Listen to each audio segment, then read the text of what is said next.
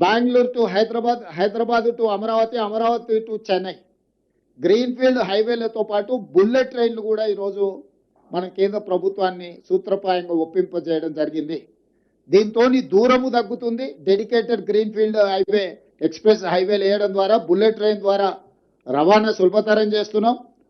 భారతదేశంలో సముద్రపు ఒడ్డు లేని రాష్ట్రం తెలంగాణ రాష్ట్రం. ఒకప్పుడు నిజాం ప్రభుత్వంలో మచిలీపట్నం పోర్టు కూడా మన దగ్గర ఉండేది, నిజాం రాజ్యం ఉన్నప్పుడు. ఈరోజు మనం మచిలీపట్నం పోర్టు కూడా ఈరోజు కనెక్టివిటీ డెవలప్ చేస్తున్నాం.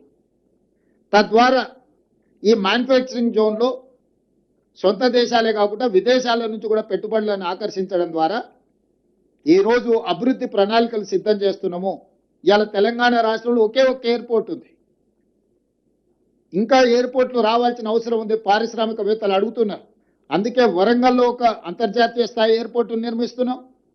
ఆదిలాబాద్లో ఎయిర్పోర్ట్ నిర్మించాలనుకుంటున్నాం. భద్రాద్రి కొత్తగూడెంలో ఎయిర్పోర్ట్ నిర్మించాలనుకుంటున్నాం. రామగుండంలో ఇంకొక ఎయిర్పోర్ట్. అంటే రాబోయే రోజుల్లో తెలంగాణ రాష్ట్రానికి అదనంగా 4 కొత్తగా ఎయిర్పోర్టులు మనం తెస్తున్నాము.